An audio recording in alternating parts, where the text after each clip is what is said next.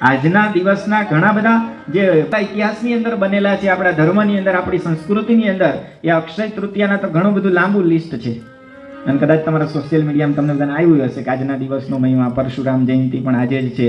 અને મોટામાં મોટી વાત, શ્રીમદ ભાગવત મહાપુરાણની અંદર કૃષ્ણ અને સુદામાના મિલનની જે કથા આવે છે, એ કૃષ્ણ અને સુદામાનું મિલન પણ પાછું આજના જ દિવસે થયેલું. એવો ઘણો બધો મહિમા આજના દિવસનો છે.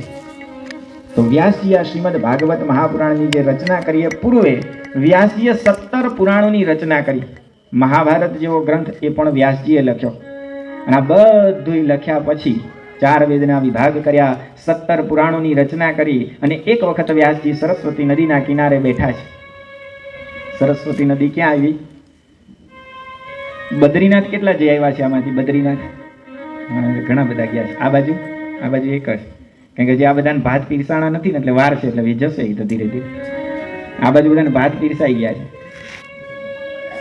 તમે સમજી ગયા લાગો, બધા હસે છે એના ઉપરથી. સમજુ તો છો જ બધા. આપણે જમવાનું હોય ને, એમાં ભાત પીરસાઈ જાય ને, એટલે સમજી લેવાનું કે હવે પૂર્ણાહુતિ તરફ છીએ. બદ્રીનાથ થી તમે ઉપર જાઓ ને, ઉપર એટલે માણા ગામ છે. માણા કરીને એક ગામ છે, એ છેલ્લું ગામ ગણાય છે. ત્યાં વ્યાસ ગુફા છે. અને બદ્રીનાથ થી ઉપરથી જે નદી આવે છે, એ સરસ્વતી નદી છે. અને વ્યાસજી ત્યાં રહેતા હતા એવું કહેવામાં આવે છે પવિત્ર ભૂમિની અંદર. અને એ સરસ્વતી નદીના કિનારે એક દિવસ વ્યાસજી બેઠા હતા. સરસ્વતી નદી ખડખડ ખડખડ કરતી વહેતી હતી અને નીરવ શાંતિનું વાતાવરણ હતું. કારણ કે દેવભૂમિ છે બદ્રીનાથ. આજે પણ તમે દર્શન કરવા જાઓ અને એ સ્થાનની અંદર આજે તમે ફરો ને, તો તમને આમ પવિત્રતાનો અનુભવ થાય એવી દેવભૂમિ છે. એવા સ્થાનની અંદર જ્યારે વ્યાસજી બેઠા હતા, પણ અંતરથી પાછા ઉદાસ હતા. અંતરમાં એક વ્યથા હતી, એક ખાલીપો હતો, એક ચિંતા હૃદયની અંદર હતી. મનની અંદર એક ચિંતા હતી. હવે વ્યાસજી તો ગુરુનામ ગુરુ કહેવાય, અને પાછા સંત, ઋષિ, મહાત્મા એવા વ્યાસજી હતા. અને એને પાછી ચિંતા થઈ. બોલો, આ જગતના લોકો તો ચિંતા કરે, અને આપણે તો ચિંતા કેટલી બધી હોય. ભજનમાં આપણે સાંભળીએ છીએ કે તું તો છોડી દે ને ચિંતા આખા. તમે બોલી જ ગયા હો. બધાની ચિંતા આપણને હોય. ઘરે બેઠા બેઠા કરે, પાડોશીનું શું થશે, સોસાયટી વાળાનું શું થશે, જ્યાં નોકરી કરતા હોય ત્યાં આપણી આજુબાજુ જેટલા નોકરી કરનારા હોય ને, એની ચિંતા આપણને, આનું શું થશે ને પેલાનું શું થશે, બધાની. એટલે લખવામાં આવ્યું કે છોડી દે ને ચિંતા આખા. વ્યાસજીની ચિંતા જુદી હતી. વ્યાસજીને ગામની ચિંતા જ નહોતી.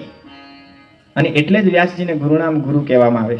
અને આ તો આપણને સમજાય એટલે ચિંતા શબ્દ લખવામાં આવ્યો. બાકી આવા જે ગુરુ હોય, આવા જે ઋષિ હોય, આવા જે મહાત્મા હોય, આવા જે સંત હોય ને, એ ક્યારેય ચિંતા ન કરે. તમે જો આપણા ગુરુ પ્રમુખ સ્વામી મહારાજ અને મહંત સ્વામી મહારાજના આપણે દર્શન કર્યા છે ને, કેટલો બધો લાભ લીધો છે આપણે પ્રમુખ સ્વામી મહારાજ અને મહંત સ્વામી મહારાજનો. ક્યારેય ચિંતામાં જોયા? ક્યારેય ચિંતામાં ન હોય. આવા જે સંત હોય ને, એ ક્યારેય ચિંતા ન કરે. અને ક્યારેક એમના ચહેરા ઉપર તમને આવો ભાવ દેખાય, કંઈક ચિંતાનો ભાવ દેખાય, કંઈક વ્યથાનો ભાવ દેખાય, તો એટલું યાદ રાખવાનું કે સંતની છે ને ચિંતા નથી હોતી, એમનું ચિંતન હોય છે. અને એમની જે ચિંતા ને એમનું જે ચિંતન હોય છે, એ જગતના ઉદ્ધાર માટેનું હોય છે, જગતના કલ્યાણ માટેનું ચિંતા એ કરતા હોય છે.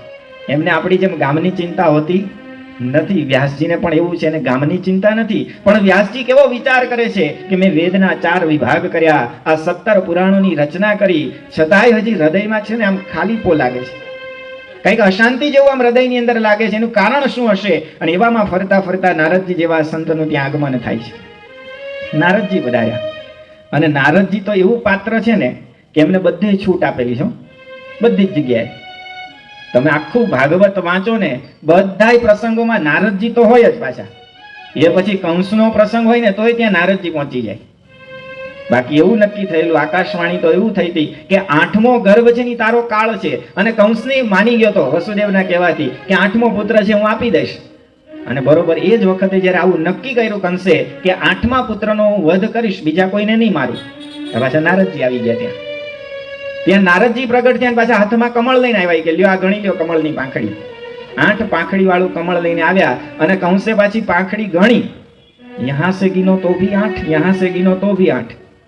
તમે પહેલી પાંખડીથી ગણો તો 8મી કઈ થાય? જે છેલ્લી હોય 8મી થાય. પણ તમે ક્રમ બદલી નાખો, જો બીજી પાંખડીથી ગણો તો જે પહેલી હતી 8મી થઈ જાય. અને જો ત્રીજી પાંખડીથી ગણો તો બીજી પાંખડી 8મી થઈ જાય. અને કંસનું મગજ ફેરવી નાખ્યું.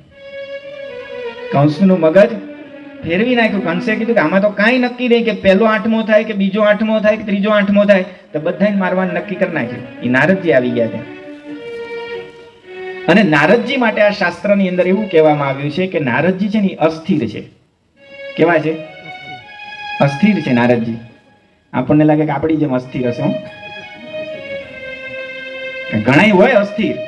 ખાલી 1 કલાક આપણે સભામાં બેહવાનું હોય ને તો 1 કલાક બેસી ન શકે. હજી તમે કથા શરૂ કરી હોય તો આ બાજુની લાઈનમાં બેઠા હોય, 15 મિનિટ પછી તમે જોવો તો આ બાજુ લાઈનમાં ગોઠવાઈ ગયા હોય. કેમ? એક જગ્યાએ બેસી ન શકે. અસ્થિર મન. અને માણસ માત્ર તમે જોજો અસ્થિર મનથી જ આપણે જીવીએ. અસ્થિર મનથી તમે ઘણા તો ચાલતા ચાલતા તમે જો ને આમ વર્ષમાં 3-4 વાર તો એના અંગૂઠામાં પાટો બાંધેલો જ હોય. આપણે પૂછીએ શું થયું કે ઠેસ વાગી. ચાલવામાં આપણે છે ને એટલી સ્થિરતા નથી. આ ગોંડલનો જ પ્રસંગ યાદ કરું લ્યો. આ ગોંડલનો જ પ્રસંગ તમને યાદ કરાવો. ગોંડલની અંદર જ મહંત સ્વામી મહારાજે હાજર હતા. આપણે સાર્ધ શતાબ્દીનો ઉત્સવ હતો. અને એમાં એક ભાઈને એવું થયું, સવારમાં વહેલા ઉઠી ગયા હશે 5 વાગે, અને 5 વાગે ઉઠીને બાથરૂમમાં નાવા જવાનું હતું. બરોબર છે, નાવા જતા હતા અને વચ્ચે થાંભલો હતો ને, દેખાણો નહીં, કારણ કે વહેલી સવારને થોડુંક અંધારું હશે. અને પાછા ઉઠીને નાવા જતા હતા એટલે અડધી ઊંઘમાં હશે કે જે હોય તે, પણ એ થાંભલા સાથે માથું ભટકાયું અને 3-4 ટાંકા આવ્યા. અને પાછું બીજે દિવસે સવારે અહીંયા પાટો તો બાંધી લીધો. અને પાટો બાંધ્યા પછી આપણો જે સભા મંડપ છે ને ત્યાં ઉભા રહ્યા. અને મહંત સ્વામી જેવા દર્શન કરવા માટે આવ્યા ને એટલે સ્વામીએ પાછું પૂછ્યું એમને, પેલું પાટો જોયો ને, અને માથામાં વાગે ને એટલે આખા ગામને ખબર પડી જાય, કારણ કે પાટો જ બાંધેલો નહીં, પાછો માથા ઉપર બધો આમ જાણે સાફો બાંધ્યો એમ બાંધી દે ડોક્ટર પાટો. એટલે બધાને ખબર પડે કે કાંઈક વાગ્યું છે. મહંત સ્વામીએ પૂછ્યું આમ ઈશારો કરીને. સ્વામી બોલે તો બહુ ઓછું. સ્વામી આમ ઈશારો કર્યો. પછી આ ભાઈ જવાબ શું આપ્યો ખબર? એ આપણે માણસ માત્રની પ્રકૃતિ ને આપણી અસ્થિરતા. એમણે જવાબ આપ્યો આમ હાથ જોડીને નમ્રતાપૂર્વક કે સ્વામી થાંભલો ભટકાણો. શું જવાબ આપ્યો? હવે મારે તમને પૂછવું છે કે થાંભલો ભટકાણો હશે કે ભાઈ ભટકાણા હશે?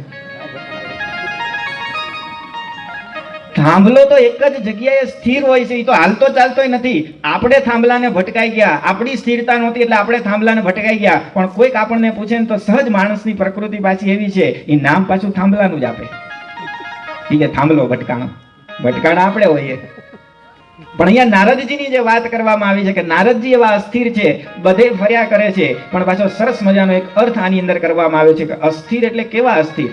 તો અકાર વાસુદેવ તસ્મિન સ્થિરઃ ઇતિ અસ્થિરઃ, એવો અર્થ સંસ્કૃતમાં નારદજી માટે કરવામાં આવ્યો છે. અકારો વાસુદેવ એટલે ભગવાન, વસુદેવના પુત્ર એટલે વાસુદેવ, કૃષ્ણ પરમાત્મા એટલે કે ભગવાનની અંદર જે કાયમ સ્થિર છે ને એવા અસ્થિર નારદજી. આપણી જેવા નહીં, આપણી જેવા અસ્થિર નહીં, જે ભગવાનની અંદર કાયમ સ્થિર છે ને એવા નારદજી અસ્થિર છે, એવો અર્થ કરવામાં આવ્યો છે. અને એ નારદજી જ્યારે વ્યાસજીની પાસે આવ્યા અને વ્યાસજીને પૂછવામાં આવ્યું કે કેમ આમ ઉદાસ બેઠા છો, વ્યાસજીએ પોતાના અંતરની વ્યથા છે એ નારદજી આગળ રજૂ કરી છે. અને નારદજી આગળ જ્યારે રજૂ કરવામાં આવી છે ત્યારે નારદજી પાછા કહે છે કે અશાંતિ જ થાય ને તમને. તો વ્યાસજી કહે છે શું કામ? પણ અશાંતિ શું કામ? મેં અત્યાર સુધી જે કાંઈ કાર્ય કર્યું છે એ જગત હિત માટે કરેલું છે, લોક કલ્યાણના મેં કાર્ય કરેલા છે. જો દુનિયામાં આવું થાય છે ઘણાને, ઘણા આપણને કહે કે મેં કાંઈ અત્યાર સુધી ખોટું કર્યું નથી, કોઈનું ખોટું કર્યું નથી, તોય મારા જીવનમાં આવું દુઃખ આવ્યું, તોય મારા જીવનની અંદર હજુ મેં જેવી જોઈએ એવી સફળતા પ્રાપ્ત કરી નથી. આવું ઘણા દુનિયામાં કહે. ત્યારે ક્યારેક વ્યાસજીનો વિચાર કરજો કે જેમણે વેદના 4 વિભાગ કર્યા, 17 પુરાણની રચના કરી, અને ઈ વ્યાસજી એમ કહેતા હોય કે મેં જગત હિતનું કાર્ય કર્યું, લોક કલ્યાણનું કાર્ય કર્યું, છતાંય મને આવી અશાંતિ કેમ?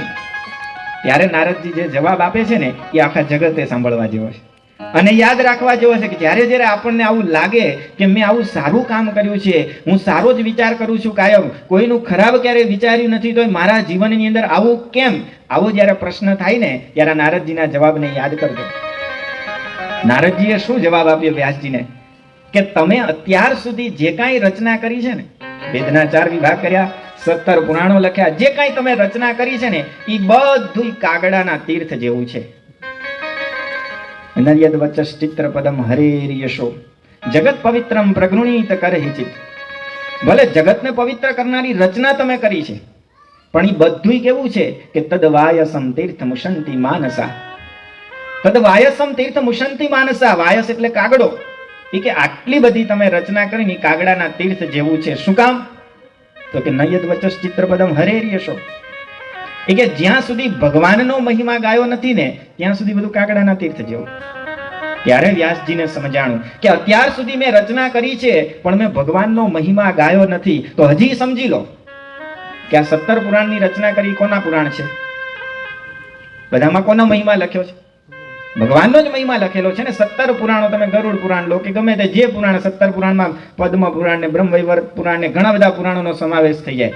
એમાં ભગવાનનો જ મહિમા લખ્યો છે. છતાંય નારદજીએ શું કીધું કે જ્યાં સુધી ભગવાનનો મહિમા નથી લખ્યો ને, ન યદ વચસ ચિત્રપદમ હરેર્યશો, હરેર્યશો એટલે ભગવાનનો મહિમા નથી લખ્યો ને ત્યાં સુધી બધુંય કાગડાના તીર્થ જેવું.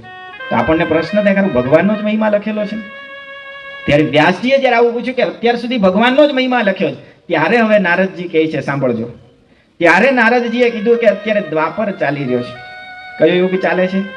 દ્વાપર યુગ ચાલે છે. અને આ દ્વાપર યુગની અંદર અત્યારે આ પૃથ્વી ઉપર પ્રગટ ભગવાન તરીકે કૃષ્ણ પરમાત્મા જીવંત છે. કૃષ્ણ પરમાત્મા પોતાની મૂર્તિનું સુખ એ આ દુનિયાના લોકોને આપે છે. એ કૃષ્ણના મહિમાના ચરિત્રો તમે લખ્યા નથી, કૃષ્ણ ભગવાનનો મહિમા લખ્યો નથી ને, એટલે આ શાંતિ છે. ત્યારે નારદજીને સમજાણું.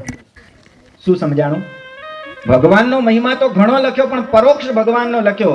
જ્યાં સુધી પ્રગટનો મહિમા નથી લખાયો ત્યાં સુધી હૃદયમાં શાંતિ નહીં થાય. એમ આપણા જીવનની અંદર ક્યારેક આપણને લાગે કે બધુંય બરોબર કરું છું પણ કેમ શાંતિ નહીં, કેમ જીવનમાં સફળતા નહીં, કેમ પ્રશ્નો ખૂટતા નથી, ત્યારે વિચાર કરવાનો કે બધુંય સારું કર્યું છે પણ પ્રગટનો મહિમા ગાવાનો જ્યાં સુધી બાકી રહેશે ત્યાં સુધી વ્યાસજીની જેમ હૃદયના એક ખૂણામાં અશાંતિ રહેશે રહેશે ને રહેશે. અને એટલે આપણને કાયમ કહેવામાં આવ્યું કે કોનો મહિમા ગાવાનો?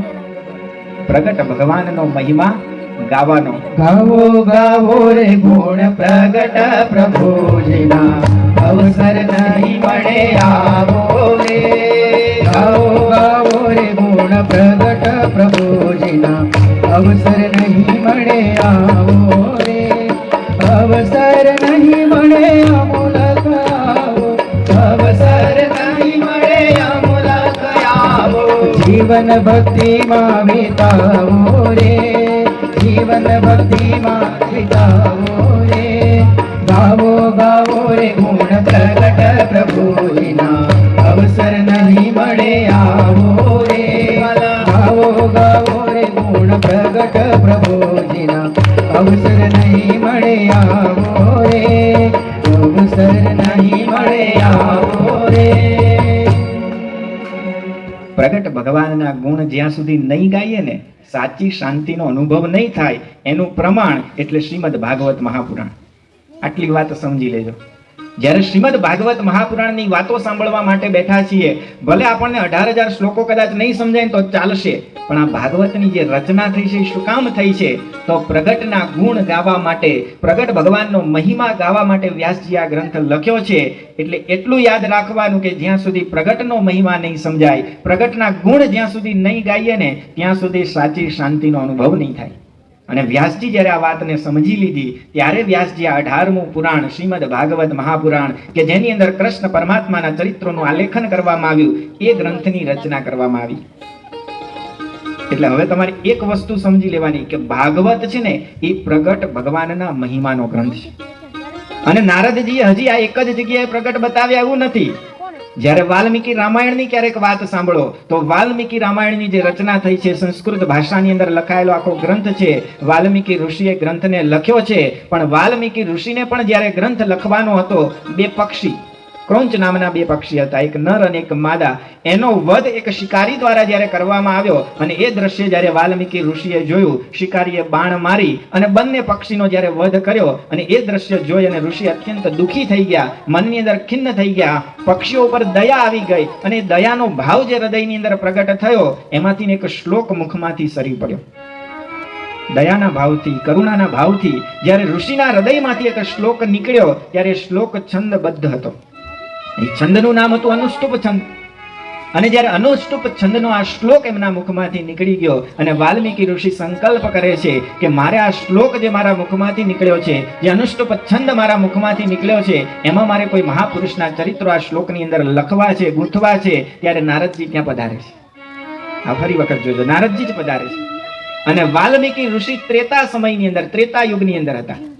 અને જ્યારે વાલ્મીકી વધાર્યા છે અને નારદજી વધાર્યા છે અને વાલ્મીકી ઋષિ હાથ જોડીને કહે છે કે મને આવો એક છંદ સ્ફુર્યો છે અને મારે કોઈના ચરિત્રો લખવા છે, કોઈ એવા મહાપુરુષ તમે બતાવો કે જેના ગુણગાન લખવાથી મારા જીવનની અંદર આમ શાંતિ થઈ જાય, મારા જીવનની અંદર આમ અંતરની અંદર આમ સંતોષ થઈ જાય, એવા કેવા મહાપુરુષના હું ગુણ લખું. એ વખતે નારદજી એવું કહે છે કે અત્યારે ત્રેતાની અંદર ભગવાન શ્રી રામચંદ્રજી પ્રગટ છે, તમે રામના ચરિત્ર લખો.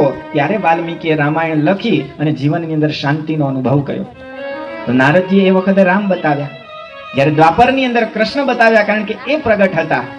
અને જ્યારે ઇન્દ્રને બ્રહ્મ હત્યા લાગેલી, ઇન્દ્રને જ્યારે બ્રહ્મ હત્યા લાગેલી એ વખતે ભગવાને વામન સ્વરૂપ ધારણ કર્યું હતું.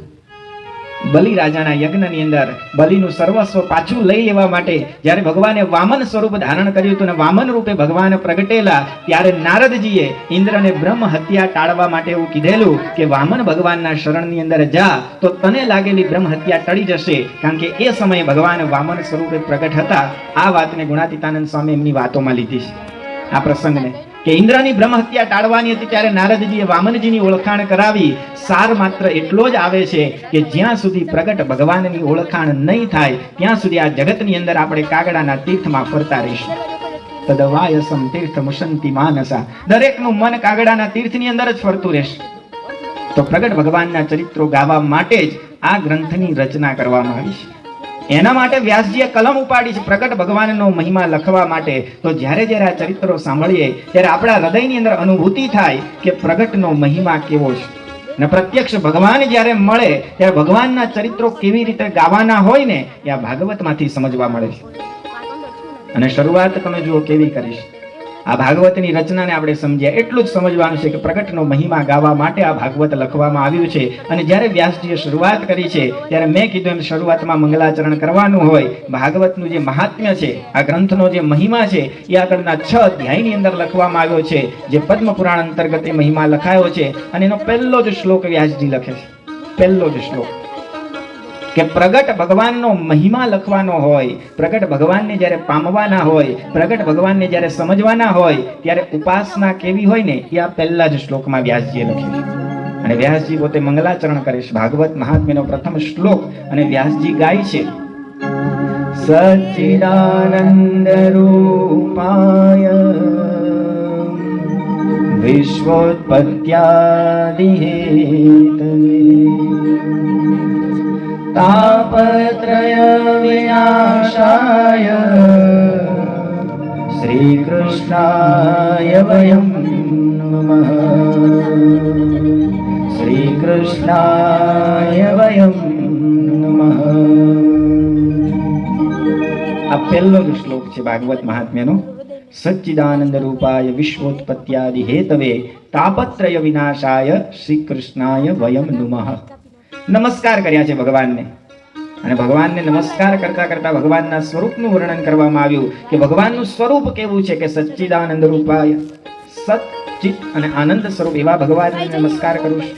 ભગવાનના કાર્યનું વર્ણન કરવામાં આવ્યું કે કાર્ય કેવું છે ભગવાનનું, તો કે વિશ્વોત્પત્યાદિ હેતવે, આ જગતની ઉત્પત્તિ, સ્થિતિ અને પ્રલયના કરનારા ભગવાન છે એવા ભગવાનને હું નમસ્કાર કરું છું. અને ત્રીજી વાત લખવામાં આવી કે તાપત્રય વિનાશાય, કે આ જગતની અંદર 3 તાપની અંદર સંસાર આખો તપ્ત છે. 3 તાપની અંદર 3 પ્રકારના દુઃખની અંદર આપણે બધા જીવીએ છીએ. એ 3 દુઃખને સમાવનારા છે ને ભગવાન છે. અને પહેલું 2 છે ને બધાને સમજાઈ જાય એવું છે. પણ આ જગતમાં દુઃખ એક વસ્તુ એવી છે ને કે એમાં લોકો સમજી નથી શકતા. જોજો, અને જગતમાં ઘણાય દુઃખ એવા છે કે તમે જો આપણને દુઃખ હોય પણ આપણે કોઈને કહી ન શકીએ કે શેનું દુઃખ છે. આ જગતની અંદર આને સમજવામાં ભલભલા ગોથા ખાઈ જાય છે. આપણને એટલું સમજાય જાય કે ભગવાનનું સ્વરૂપ કે હા એ બરોબર સચ્ચિત અને આનંદ સ્વરૂપ ભગવાન છે. આપણને એ પણ સમજાય જાય કે વિશ્વોત્પત્યાદિ હેતવે, કે જગતની ઉત્પત્તિ, સ્થિતિ અને પ્રલય એ પાછા ભગવાન કરે છે. પણ જ્યારે 3 તાપની વાત આવે, 3 દુઃખની વાત આવે એ જગત નથી સમજી શકતો. હમણાં જ આની પહેલાની અમારી કથા હતી અને હું જે કથા કરતો હતો ને એમાં પાછા શાસ્ત્રી બેઠા હતા. પૂજા કરાવે વિધિ, 7 દિવસની સપ્તાહ, એમાં પૂજન વિધિ માટે જે આને કહીએ કે વિધિ હોય છે અને એના વિધિ માટે એક આચાર્યને નિમવા પડે. તમારે ભાગવતાચાર્ય શાસ્ત્રી એ બધી વિધિ કરાવે અને પાછળ ભાગવત ગ્રંથની પોથી એનું વાંચન પણ એ શાસ્ત્રી કરતા હોય. અને એમાં મારે આ શ્લોક કહેવાનો આવ્યો અને એમાં મેં આ વાત કરી અને મેં પાછું કીધું કે જગતમાં 3 તાપ, 3 દુઃખ કયા છે? તો પહેલું છે આધિ ભૌતિક, બીજું છે આધિ દૈવિક અને ત્રીજું છે અધ્યાત્મનું દુઃખ. આ ત્રણ પ્રકારના જગતની અંદર દુઃખ છે. અને મેં પાછું આવું નિરૂપણ કરી દીધું કે દુઃખને આપણે સમજી શકતા નથી. અને મેં સભાની અંદર પૂછ્યું કે તમને સમજાય છે? બોલો, આધિ ભૌતિક દુઃખ એટલે કયા દુઃખ આવે એમાં? આધિ દૈવિક દુઃખ એટલે એમાં કયા દુઃખ આવે? અને અધ્યાત્મનું દુઃખ એમાં કયા દુઃખ આવે? તો જે નીચે બેઠા હતા એ તો ગામડામાં કથા હતી એટલે ગામડા વાળાને તો એમ ઓછું સમજાય, એમ ત્રણ શરીરની વાત ન સમજાતી. એટલે મેં કીધું શાસ્ત્રીને પૂછીએ ચાલો. એ તો ભાગવતાચાર્ય હતા અને પાછા પંડિત હતા અને પાછા ભણેલા ગણેલા વિદ્વાન હતા, વિધિ વિધાન કરાવતા. મેં એને પૂછ્યું, ભાઈ તમને ખબર છે? આ છોકરા અમારા સાક્ષી છે, જો એ હતા અરે બધા. તો એ શાસ્ત્રીને પાછી ખબર નહોતી. બોલો, એ કે ઈ ખબર નથી હવે આધિ દૈવિકમાં શું આવતું હોય કે. એનો અર્થ શું કે જગત આખું દુઃખી છે અને જીવનનો સરવાળો તમે જ્યારે કરવા જાવ ને તો એ દુઃખ આવશે. જોજો, ભલે એવું નથી કે આપણે જીવનમાં ખાલી દુઃખ જ ભોગવીએ, સુખ દુઃખ, ક્યારેક સુખ ક્યારેક દુઃખ, સુખ દુઃખનો દરિયો આ સંસાર છે. પણ જ્યારે તમે સરવાળો માંડો ને આખા જીવનનો, ત્યારે એનું પરિણામ, સરવાળાનું પરિણામ છે ને, તમે જોજો દુઃખ આવશે. અને એની અનુભૂતિ કહું તમને, તો જેટલા યુવાનિયા બેઠા છે ને, જુવાનિયા બધા, જો યુવાનો જેટલા જે ભાત નથી પીરસાણા એ બધા આવી ગયા. એણે છે ને આ વડીલો પાસેથી એવું તો સાંભળ્યું જ હશે કે અમે અમારા વખતમાં બહુ ભોગવ્યું, આ તો તમે સુખી છો. સમજાય છે તમને? જેટલા વડીલો છે ને એ આપણને આવું જ કે બધા. બોલો, અમારે એવું થાય ને, અમારા વડીલો હોય ને સંતો, એ અમને એમ જ કહે કે અમે તો એટલું દુઃખ વેઠ્યું છે ને, અત્યારે તમારે લાપસીમાં લીટા છે. તો જ્યારે વડીલ થયા પછી, અને જો આપણે એવું સાંભળીએ છીએ ને અત્યારે, પણ આપણે જ્યારે ભાત પીરસાઈ જશે, અમારી ક્યારેક તો પીરસાશે, નહીં તો ભલે અત્યારે નથી, એ તો કાળનું કામ કરવાનો છે, સમયનું કામ કરશે. તો જ્યારે ભાત પીરસાઈ જાય ને, ત્યારે સરવાળો મૂકે ને, ત્યારે અનુભૂતિમાં આવું આવે છે કે મેં બહુ ભોગવ્યું. એટલે હું કાયમ કહું છું કે જ્યારે સરવાળો મૂકશો ને, ત્યારે પરિણામ દુઃખ આવે છે ને. એટલે જગતમાં બધા એવું કહે છે કે અમે બહુ ભોગવ્યું. એમ જ્યારે અત્યારે આપણને કહેવામાં આવે છે, યુવાનોને કહેવામાં આવે, પણ આપણે જ્યારે વડીલ થઈશું ને, ત્યારે પાછળ આપણી પાછળની પેઢીને પાછા અમે જ કહેશું કે અમે જે ભોગવ્યું છે ને, તમારે તો બહુ જલસા છે. એનો અર્થ શું થયો કે જગત આખામાં તમે જુઓ કે સરવાળો મૂકો ને તો પરિણામ પાછું આ જ આવે છે. પણ મજાની વાત એ છે કે પાછા દુઃખને આપણે સમજી શકતા નથી કે આ કયા પ્રકારનું દુઃખ છે, એ આપણને પાછી ખબર નથી પડતી. તો આધિ ભૌતિક દુઃખ એટલે શું?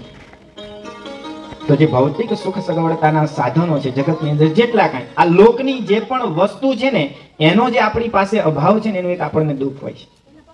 અને આપણે આમ દેશી ભાષામાં કેવું હોય ને, તો આપણે ઘર ન હોય કોઈને, ઘરનું ઘર, તો એને શું થાય કે મારે ઘરનું ઘર, એક હૃદયમાં એક દુઃખ હોય છે એનું, એક તાપ હોય છે હૃદયની અંદર કે ઘરનું ઘર થઈ જાય ને તો સારું.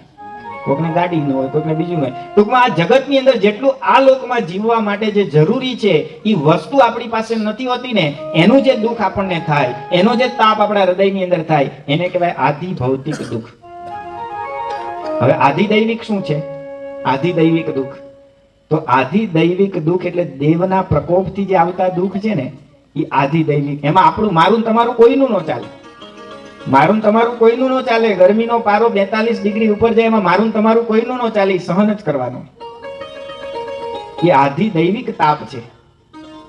અતિવૃષ્ટિ થાય, ક્યારેક અનાવૃષ્ટિ થાય, ક્યારેક વાવાઝોડું આવે. અને હમણાં 2 વર્ષ પહેલા આપણે નો અનુભવ કર્યો શેનો? ડોક્ટર સાહેબ બેઠા છે, તમે ડોક્ટર જ ને. કોરોનાની મજા શું હતી ખબર છે? આમ તો જગતની અંદર અત્યાર સુધી આપણે એવું જ કહેતા હતા કે હંમેશા પોઝિટિવ બનજો જીવનમાં, કહેતા હતા ને. અને હજી બધા એવું જ કહે છે પાછા કે કાયમ જીવનની અંદર આપણે પોઝિટિવ જ રહેવાનું. પણ એક કોરોનાનો સમય એવો હતો કે જો પોઝિટિવ થયા ને તો મર્યા. જો તમે પોઝિટિવ થાવ તો તમારથી બધાય નેગેટિવ. અને જો ડોક્ટર ટેસ્ટ કરે અને એમ કે નેગેટિવ તો બધા રાજીઓ. એક આ કોરોનાનો સમય હતો ને, એને જીવનની વ્યાખ્યાઓ ઘણી બધી બદલી નાખી હતી. પણ એવો એક કોરોનાનો સમય હતો. પણ આ બધા દુઃખ કેવા છે? આધિ દૈવિક. હા, એ પાછું ભૂલતા નહીં. આધિ ભૌતિક, આધિ દૈવિક, અને ત્રીજું દુઃખ કયું છે? એ બહુ સમજવા જેવું છે. એમાંય ભલભલા ગોથા થઈ જાય. તમને એમ થાય કે અધ્યાત્મ માર્ગ તો સુખનો માર્ગ છે ને. જગત આપણને શું સમજાવે છે? જગતમાં જેટલા લોકો છે ને આપણને શું સમજાય કે સુખી થવું હોય ને તો અધ્યાત્મના માર્ગે ચાલો, કહેવાય છે ને એવું. અને આમાં પાછું આવું કે ખરું અધ્યાત્મનું દુઃખ હોય છે. તો એને પણ બરાબર સમજી લેજો કે અધ્યાત્મ માર્ગ સુખી થવાનો માર્ગ છે, પણ અધ્યાત્મ માર્ગે તમે જ્યારે ચાલો, ભક્તિના માર્ગે તમે ચાલો, અને ભક્તિના માર્ગે તમે ચાલો, અધ્યાત્મના માર્ગે તમે ચાલો, તો અધ્યાત્મના માર્ગની અંદર શું આવે? ભગવાનનું ભજન કરવું, ભક્તિ કરવી, એ જ આવે ને બધું. પણ એ કરવાનું હોય આપણે, જેમ કે માળા ફેરવી રહ્યા છે જો બધા વડીલો, તો ભગવાનની માળા ફેરવવા માટે આપણે બેઠા, અધ્યાત્મ માર્ગે ડગલું માંડ્યું, પણ માળા ફેરવતા ફેરવતા જગત યાદ આવે ને, એ અધ્યાત્મનું દુઃખ છે. આપણે અધ્યાત્મ માર્ગે ચાલવું છે, સુખી થવું છે, ભગવાનની ભક્તિ કરવી છે, પણ એ ભક્તિમાં જેટલા કઈ વિઘ્ન આવે ને, અધ્યાત્મનું દુઃખ છે. આપણે સ્વામી બાપાની આજ્ઞા પાડીને એમને રાજી કરવા છે, પણ આજ્ઞા પાળવાનું બળ રહેતું નથી ને, એ અધ્યાત્મનું દુઃખ છે. અને આ ખાલી ભક્તને જ સમજાય, આ ખાલી એને જ સમજાય જે અધ્યાત્મ માર્ગે ચાલેલો હોય, કે એક આજ્ઞા લોપાઈ જાય એનું જે હૃદયમાં દુઃખ થાય ને, એ અધ્યાત્મનું દુઃખ છે. સ્વભાવો છોડવાના છે. આમ તો આપણે અભાવની વાત કરી ને, આધિ ભૌતિક એટલે જગતની અંદર જે કાંઈ સુખ સુવિધાના સાધન છે એનો અભાવ હોય, એનું એક આપણને દુઃખ હોય, પણ અભાવના દુઃખ કરતા પણ સ્વભાવનું દુઃખ પાછું વધારે હોય છે. અને સ્વભાવનું દુઃખ એટલે અધ્યાત્મનું દુઃખ છે. આપણે ચાલવું છે અધ્યાત્મ માર્ગે, વધવું છે ભક્તિના માર્ગે આગળ, પણ જે આપણા સ્વભાવો આપણને આડા આવે છે, એ કહેવાય અધ્યાત્મનું દુઃખ. ગુણાતીતાનંદ સ્વામીએ પણ એની વાતોમાં ઉલ્લેખ કર્યો છે અધ્યાત્મ દુઃખનો. તો આ 3 પ્રકારના દુઃખ છે, એમાંથી પણ આપણને ઉગારી લેનારા કોણ છે? એ ભગવાન છે. એ ભગવાન આપણને આ 3 દુઃખમાંથી બહાર કાઢી લે છે. એવા ભગવાનને વ્યાસજીએ નમસ્કાર કર્યા છે. પણ અહીંયા સમજવાની વસ્તુ એટલી છે કે નમસ્કાર કરતા વ્યાસજી એવું બોલ્યા છે કે શ્રી કૃષ્ણાય વયમ નુમઃ. હવે એનો સંસ્કૃત અર્થ સમજો ને તો જ આ ખબર પડે. શ્રી કૃષ્ણાય વયમ નુમઃ. 2 જણને નમસ્કાર કરે ને ત્યારે નુમઃ બોલવામાં આવે, અને એકલાને કરવાના હોય ત્યારે નમઃ બોલવામાં આવે. અને ઘણીવાર આ શ્લોક બોલવામાં આવે ને આપણે એમ બોલીએ ને શ્રી કૃષ્ણાય વયમ નુમઃ, તો કોકને શું લાગે સ્વામી કઈ ભૂલ કરી હો, કે અત્યાર સુધી આપણે તો સજાનંદ નામાવલીમાં નમઃ નમઃ જ બોલતા આવ્યા, સ્વામી નુમઃ બોલી ગયા, એવું લાગે કોકને. પણ યાદ રાખજો, સંસ્કૃત ભાષા ભણો તો તમને ખબર પડે કે એક વચન હોય ને ત્યારે નમઃ કહેવાય, જ્યારે 2 જણને નમસ્કાર કરવાના હોય ને ત્યારે નુમઃ બોલાય. તો વ્યાસજીએ કેમ 2 જણાને નમસ્કાર કર્યા હશે? તો બહુ સમજવા જેવું છે. ભાગવતની શરૂઆત પહેલું જ મેં તમને કહી દીધું કે પ્રગટ ભગવાનના ચરિત્રો લખવા માટે રચના થઈ છે. અને જ્યારે પ્રગટના ચરિત્રો લખવાના છે, એમાં દ્વાપર ચાલી રહ્યો છે, કૃષ્ણ પરમાત્મા પ્રગટ છે, તો એના ચરિત્રો જ્યારે લખાઈ રહ્યા છે ત્યારે વ્યાસજીએ નમસ્કાર કર્યા 2 વ્યક્તિને. અને આગળ નામ શું બોલ્યા? શ્રી કૃષ્ણાય વયમ નુમઃ. અને એનો અર્થ કરે છે શાસ્ત્રકારો બધા, એવું નહીં આપણે કરીએ છીએ, બીજા બધા શાસ્ત્રકારો જે અર્થ કરે છે કે શ્રી એટલે રાધાજી, શ્રી એટલે લક્ષ્મી, અને કૃષ્ણ એટલે નારાયણ. તો રાધાએ સહિત એવા કૃષ્ણ ભગવાનને નમસ્કાર એટલે નુમઃ લખવામાં આવ્યું. 2 જણને નમસ્કાર કર્યા, રાધાએ સહિત કૃષ્ણને નમસ્કાર કર્યા, એકલા કૃષ્ણને નહીં. અને જ્યારે ભાગવતને સમજીએ, પ્રગટ ભગવાનના ચરિત્રો લખવા માટે આ ગ્રંથ લખાયો છે, અને જ્યારે પ્રગટ ભગવાનનો મહિમા ગાવાનો હોય ત્યારે આ શાસ્ત્ર આપણને એક બીજી વાત સમજાવે છે, અને એ પાછા પહેલા જ શ્લોકની અંદર સમજાવે છે કે હંમેશા ભક્ત સહિત ભગવાનની ઉપાસના કરવાની હોય છે. એટલા માટે નુમઃ લખવામાં આવ્યું કે શ્રી કૃષ્ણાય વયમ નુમઃ. અને આપણી આદિ પરંપરા છે, આપણા સનાતન ધર્મની પરંપરા છે. તમે જોજો ક્યાંય એકલી વાત નથી આવતી.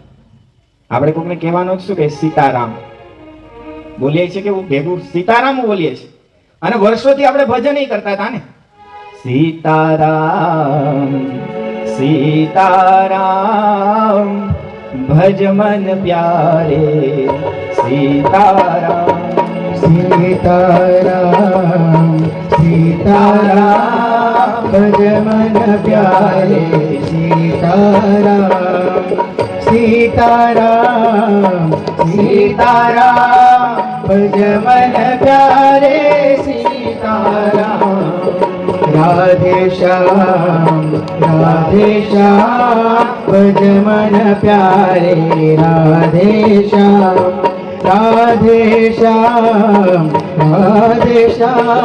ભજ મન પ્યારે, રાધે શ્યામ સીતારામ સીતારામ ભજ મન પ્યારે, સીતારામ ભજ મન પ્યારે, સીતારામ ભજ મન પ્યારે, સીતારામ. આ ભાગવતની અંદર પ્રગટ ભગવાનનો મહિમા ગાયો છે, પણ સાથે સાથે તમે જુઓ ઉપાસનાની એક રીત બતાવી છે, અને સનાતન ધર્મની આ રીત છે. આપણા સનાતન ધર્મની સનાતન પરંપરાની આ રીત છે. જેમ સીતારામનું ભજન થતું આવ્યું છે, જેમ રાધા કૃષ્ણનું ભજન થતું આવ્યું છે, જેમ નારાયણની સાથે લક્ષ્મીનું નામ લેવામાં આવે છે, લક્ષ્મી નારાયણ ભગવાનનું જેમ ભજન થતું આવ્યું છે, જેમ મહાદેવની સાથે સતી પાર્વતીનું નામ લેવામાં આવે છે, શિવ અને પાર્વતીનું જેમ ભજન થતું આવ્યું છે, નમઃ પાર્વતી પતયે હર હર મહાદેવ બોલીએ છીએ ને આપણે, પાર્વતીનું નામ લેવામાં આવે છે જોડે. તો જેમ શિવ અને પાર્વતી છે, જેમ રાધા અને કૃષ્ણ છે, જેમ સીતા અને રામ છે, જેમ લક્ષ્મી અને નારાયણ છે, તો ભક્તે સહિત ભગવાનની ઉપાસના એ આપણી સનાતન ધર્મની પરંપરા છે. અને જ્યારે દ્વાપરનો અંત થયો અને કળી કાળની અંદર જ્યારે ભગવાન સ્વામિનારાયણ પ્રગટ થયા, ત્યારે એમણે પણ ભક્ત સહિત ભગવાનની ઉપાસના આપણને બધાને આપી છે. સ્વામિનારાયણ સ્વામિનારાયણ ભજ મન પ્યારે, સ્વામિનારાયણ સ્વામિનારાયણ સ્વામિનારાયણ ભજ મન પ્યારે, સ્વામિનારાયણ સ્વામિનારાયણ સ્વામિનારાયણ ભજ મન પ્યારે, સ્વામિનારાયણ સ્વામિનારાયણ સ્વામિનારાયણ ભજ મન પ્યારે, સ્વામિનારાયણ ભજ મન પ્યારે, સ્વામિનારાયણ ભજ મન પ્યારે, સ્વામિનારાયણ. ભગવાન સ્વામિનારાયણ કળી કાળની અંદર પ્રગટ થયા. તમે જો મર્યાદા પુરુષોત્તમ રામ ત્રેતા યુગની અંદર પ્રગટ થયા. કયા યુગની અંદર? આ બધું યાદ રાખવાનું હોય છે. આપણે પણ ભૂલી જઈએ છીએ. આપણે એ કોણ બધું યાદ રાખે? જે કાળ હોય આપણે રામને યાદ રાખવાના. પણ આ બધું યાદ રાખવા જેવું છે કે ત્રેતાની અંદર રામ પ્રગટ થયા, જેને આપણે મર્યાદા પુરુષોત્તમ રામ કહીએ છીએ, રામચંદ્રજી ભગવાન કહીએ છીએ. તો મર્યાદા પુરુષોત્તમ રામ જ્યારે પ્રગટ્યા ત્યારે રામના આચરણ પ્રમાણે આપણે આચરણ કરવાનું હોય છે. અને એટલે જ જગતની અંદર તમે જુઓ કે રામ ભગવાનના ચરિત્રને એક આદર્શ તરીકે સ્થાપિત કરવામાં આવ્યો જગતની અંદર, કે આપણો પરિવાર કેવો હોવો જોઈએ? તો કે રામના પરિવાર જેવો આપણો પરિવાર હોવો. રામે જેવું આચરણ કર્યું એવું આપણે કરવું જોઈએ એવું કહેવામાં આવ્યું જગતની અંદર. શું કામ? કારણ કે મર્યાદા પુરુષોત્તમ હતા. એમણે આચરણ કર્યું એવું આચરણ કરી શકીએ આપણે. મર્યાદા પુરુષોત્તમ હતા. પણ જ્યારે ત્રેતા યુગનો અંત થયો, દ્વાપરનો પ્રારંભ થયો, કૃષ્ણ પરમાત્મા જ્યારે પ્રગટ થયા, તો કૃષ્ણ ભગવાનને લીલા પુરુષોત્તમ કહેવામાં આવે છે. મર્યાદા પુરુષોત્તમ રામ, લીલા પુરુષોત્તમ કૃષ્ણ ભગવાનને લીલા પુરુષોત્તમ કહેવામાં આવે છે. અને કૃષ્ણ ભગવાને જે લીલા કરીને એ પ્રમાણે આપણે કરવાનું નથી હોતું. કૃષ્ણ ભગવાને કીધું ને એ પ્રમાણે આપણે કરવાનું હોય છે, કારણ કે લીલા પુરુષોત્તમ હતા. ભગવાને જેમ લીલા કરી હોય એમ આપણે લીલા કરવાની નથી હોતી. બાકી કૃષ્ણ પરમાત્માને તો 16,108 રાણી હતી. કૃષ્ણ પરમાત્માએ તો કાળી નાગનું દમન કર્યું હતું, કાળી નાગને નાખ્યો હતો. અને એવા તો કેટલાય ચરિત્રો તમે કૃષ્ણના જોશો. પણ જગતની અંદર એક મર્યાદા પુરુષોત્તમ રામ થયા, એનો આદર્શ આપણને બધાને આપવામાં આવ્યો. એના આચરણ પ્રમાણે આચરણ કરવાનું કહેવામાં આવ્યું. અને દ્વાપરની અંદર કૃષ્ણ પરમાત્મા પ્રગટ થયા, લીલા પુરુષોત્તમ. એમણે જે પ્રમાણે કહ્યું છે એ પ્રમાણે આપણે કરવાનું હોય. અને આપણા સૌ માટે આનંદની વાત કે જ્યારે દ્વાપરનો અંત થયો, કળીનો પ્રારંભ થયો, અને કળિયુગની અંદર જ્યારે ભગવાન સ્વામિનારાયણ પ્રગટ થયા, પૂર્ણ પુરુષોત્તમ નારાયણ ભગવાન સ્વામિનારાયણ પ્રગટ થયા, એમની વિશેષતા તમે જુઓ. મર્યાદા પુરુષોત્તમ આચરણ પ્રમાણે આચરણ કરી શકો. લીલા પુરુષોત્તમ એમણે જે લીલા કરી એ લીલા આપણે ન કરી શકીએ. પણ જ્યારે પૂર્ણ પુરુષોત્તમ નારાયણ ભગવાન સ્વામિનારાયણ પ્રગટ થયા, તો મર્યાદા અને લીલા બંને એક સાથે લઈને આવ્યા. એમના આચરણ પ્રમાણે આચરણ કરો ને તોય જગતની અંદર તમે રહી શકો. અને એમણે જે પ્રમાણે આજ્ઞા કરી છે એ પ્રમાણે આજ્ઞા પ્રમાણે જીવન જીવો ને તોય જગતની અંદર તમે સુખી થઈ જાઓ. એટલે કળિયુગની અંદર ભગવાન સ્વામિનારાયણનું પ્રાગટ્ય થયું. ઉપાસનાના સાર માટે, ભક્ત સહિત ભગવાનની ઉપાસના માટે ભગવાન સ્વામિનારાયણે પણ એ જ સિદ્ધાંત આપ્યો.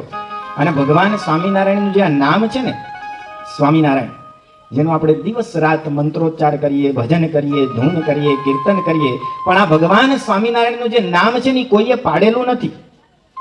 કોઈએ પાડેલું નામ નથી. સ્વયં પરમાત્માએ પોતે આપેલું નામ છે. રામાનંદ સ્વામીનું જ્યારે ધામગમન થયું, 12માનો દિવસ હતો, એ જ દિવસે ભગવાન સ્વામિનારાયણ સહજાનંદ સ્વામી મહારાજે પોતે ભક્તોને આજ્ઞા કરી કે આજથી તમારે સ્વામિનારાયણ મંત્રનું ભજન કરવું. શું કામ? સ્વામિનારાયણ ભગવાને આ મંત્ર આપણને આપ્યો. શું કામ આ જ નામ આપણને આપ્યું? તો એની અંદર ભગવાન સ્વામિનારાયણ ઉપાસના મૂકેલી હતી ને, એટલે ભગવાન સ્વામિનારાયણ આપણને સામેથી કીધું કે આજથી સ્વામિનારાયણ નામનું ભજન તમે કરજો. સ્વામી એટલે ગુણાતીતાનંદ સ્વામી અને નારાયણ એટલે પૂર્ણ પુરુષોત્તમ સહજાનંદ સ્વામી. સ્વામીએ સહિત એવા નારાયણનું ભજન એટલે સ્વામિનારાયણનું ભજન. અક્ષરે સહિત પુરુષોત્તમનું ભજન એટલે સ્વામિનારાયણનું ભજન. આ સિદ્ધાંત આપણને આપવામાં આવ્યો. એ જ સિદ્ધાંત મહંત સ્વામી મહારાજે સત્સંગ દીક્ષાના પાને પાને લખી અને આપણને ભક્ત સહિત ભગવાનની ઉપાસનાનો સાર સમજાવેલો. એટલે જ્યારે આપણે અક્ષર પુરુષોત્તમના ઉપાસક છીએ, જ્યારે આપણે અક્ષરરૂપ થઈને પુરુષોત્તમની ભક્તિ કરવી, એ ઉપાસનાને આપણે વરેલા છીએ, તો અંતરની અંદર એક કેફ રાખવો, અંતરની અંદર એક આનંદ રાખવો કે સનાતન ધર્મની જે ઉપાસના પરંપરા છે ને, એ જ ઉપાસના પરંપરાની અંદર આપણે અક્ષરરૂપ થઈને પુરુષોત્તમની ભક્તિ કરવી. એ ઉપાસના આપણા સૌના હૃદયની અંદર દ્રઢ થઈ છે. એટલે કાયમ આનંદમાં રહેવું, કાયમ કેફમાં રહેવું. અને મહંત સ્વામી મહારાજે આપણને જે મંત્ર આપ્યો છે એ પણ ઉપાસનાના સારભૂત રૂપ એવો મંત્ર આપ્યો છે, જેને આપણે મંગલાચરણમાં શરૂઆત કરીએ છીએ. અને જે અહીંયા પોથી પધરાવી છે, અને આગળ પણ એ જ મંત્ર લખવામાં આવ્યો છે, અક્ષરમ અહમ પુરુષોત્તમ દાસોસ્મી. અક્ષર એવો હું પુરુષોત્તમનો દાસ છું. અને આપણી જે આ સંસ્થા બોચાસણવાસી અક્ષર પુરુષોત્તમ સ્વામિનારાયણ સંસ્થા એ ઉપાસનાના પાયા ઉપર ઉભેલી સંસ્થા છે. ભગવાન સ્વામિનારાયણ વચનામૃતની અંદર વાત કરી છે કે જ્યારે મૃત્યુ સમય આવે, જ્યારે મૃત્યુનો સમય આવે ત્યારે આત્મજ્ઞાન કઈ કામ લાગતું નથી. જે આત્મજ્ઞાનની વાતો અહીં ભાગવતમાં પણ કરવામાં આવી છે, આત્મજ્ઞાનની વાતો આપણા શાસ્ત્રોની અંદર કરવામાં આવી છે, વેદ ઉપનિષદની અંદર કરવામાં આવી છે. જગત આખામાં આત્મજ્ઞાનની વાતો થાય છે, પણ ભગવાન સ્વામિનારાયણે સમજાવ્યું કે જ્યારે અંત સમય આવે ને ત્યારે આત્મજ્ઞાન કામ લાગતું નથી, ત્યારે તો ઉપાસના રૂપી વહાણની જરૂર પડે. જગતમાં ગમે તેવો તરવૈયો હોય, સારું એવું તરી જાણતો હોય, અને કદાચ ઓલિમ્પિકની અંદર ગોલ્ડ મેડલ લઈ આવ્યો હોય, પણ એ તરી શકે કેટલું તરી શકે? કદાચ કોઈક નદીને તરી શકે, કોઈક સરોવરને તરી શકે, પણ જ્યારે આખો સમુદ્ર તરવાનો હોય તો કોઈ તરવૈયો તરી શકે? જ્યારે સમુદ્રને પાર કરવો હોય તો વહાણની જરૂર પડે. ગમે તેટલા તરવૈયાઓ પણ સમુદ્ર ન તરી શકો. એમ ભગવાન સ્વામિનારાયણે કીધું કે ગમે તેવું જ્ઞાન હોય, ગમે તેવું આત્મજ્ઞાન હોય, ગમે તેવી બ્રહ્મ સ્થિતિ હોય, પણ ઉપાસના વગર આ ભવસાગરની પાર જવાતું. અને ઉપાસનાનો સાર એટલે આ આવે કે ભક્ત સહિત ભગવાનની ઉપાસના.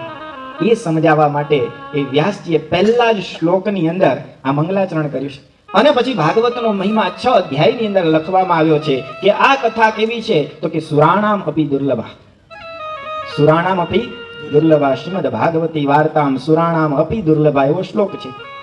અને સુરાણામ એટલે કોણ ખબર છે તમને? સુર એટલે સૂરની નહીં ખબર, પણ અસુર એટલે એ બધાને ખબર છે. આજ સમજાતું નથી મને કે દાનવની બધાને ખબર હોય અસુર એટલે. તો અસુરનું ઊંધું સુર થાય, તો સુર એટલે શું? હવે સમજાઈ ગયું. પણ આ જગતની રીત જ એવી છે, બહુ સમજવા જેવું છે કે જ્યાં સુધી અસુરને ન ઓળખો ને ત્યાં સુધી સૂરની ખબર જ ન પડે. એટલે પહેલા મારે અસુરનું કહેવું પડે, અને પછી એમ કહું સૂર એટલે હા, તો હવે દેવતા આવી ગયું. આ જગત આખામાં એવું છે. પહેલા જ તમે કોઈ છે ને નેગેટિવ વસ્તુને જ્યાં સુધી ન ઓળખો ને ત્યાં સુધી પોઝિટિવ વસ્તુનો મહિમા સમજાતો. અને એટલે જ તુલસીદાસજીએ જ્યારે શ્રીમદ રામચરિત માનસની રચના કરીને તો શરૂઆતમાં પહેલા અસંતના લક્ષણ લખ્યા છે. વાંચજો તમે તુલસીદાસનું રામાયણ. શરૂઆત ક્યાંથી કરી? અસંતના લક્ષણ. જ્યારે અમે વાંચતા નતા અમને તો કે પહેલા આ બધું ક્યાં લખવાની જરૂર હતી? આ બધી જે શું કહેવાય અસંતની વાતો, એટલે આમ જોવા જાવ તો આપણા સત્સંગ સંપ્રદાય પ્રમાણે અવગુણની વાત કહેવાય ને, કે જગતમાં કેવા હોય કે બગલા જેવા સાધુ હોય, હંસ જેવા નહીં કેવા. આ તો તુલસીદાસજી લખીને ગયા છે, કહું છું કઈ મારું નથી કહેતો ઘરનું. પહેલા અસંતના લક્ષણ લખ્યા, પણ પછી ખબર પડી કે જગતને પહેલા અસંત દેખાડો ને ત્યારે જ એને સાચા સંતનો મહિમા સમજાય, બાકી સમજાતો નથી. એટલે પહેલા અસંતનું કહેવું પડે. તો અસુર એટલે દાનવ તમે તરત સમજી ગયા, અને એનું વિરોધી સુર એટલે દેવતા. તો સુરાણામ અપી દુર્લભમ, કે આ શ્રીમદ ભાગવતની જે કથા છે, કહેતા કે આ ઉપાસનાની વાતો છે, પ્રગટ ભગવાનની વાતો છે, એ દેવતાઓને પણ દુર્લભ છે.